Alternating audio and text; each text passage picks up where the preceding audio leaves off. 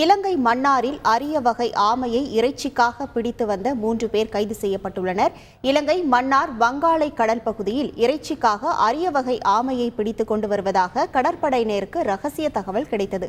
அதன் பேரில் அந்த வழியாக வந்த படகை சோதனை செய்த போலீசார் அரிய வகை ஆமையை பிடித்து வந்த 3 பேரை கைது செய்தனர். தொடர்ந்து ஆமையை பிடிக்க பயன்படுத்திய வலைகள், இயந்திரம், படகு போன்றவற்றை போலீசார் பறிமுதல் செய்து விசாரணை நடத்தி வருகின்றனர். தூத்துக்குடியில் இருந்து இலங்கைக்கு கடத்தப்பட்ட இருந்த 1 கோடி ரூபாய் மதிப்பிலான 3 டன் பீடி இலை பண்டல்களை பறிமுதல் செய்த கியூ பிரிவு போலீசார் தப்பி ஓடிய கடத்தல் கும்பலை தேடி வருகின்றனர். தூத்துக்குடியிலிருந்து இலங்கைக்கு பீடி இலைகள் கடத்தப்படுவதாக கிடைத்த தகவலின் பேரில் இன்று அதிகாலை சிலுவைப்பட்டி கடற்கரையில் கியூ பிரிவு போலீசார் திடீர் சோதனை மேற்கொண்டனர். அப்போது போலீசாரை கண்ட கடத்தல் கும்பல் தப்பியோடிய நிலையில் 3 டன் எடையிலான பீடி இலை பண்டல்கள், 2 ஃபைபர் படகுகள் மற்றும் சரக்கு வாகனம் உள்ளிட்டவற்றை போலீசார் பறிமுதல் செய்தனர். செய்திகளை உடனுக்குடன் தெரிந்து கொள்ள உடனே சப்ஸ்கிரைப் பண்ணுங்க.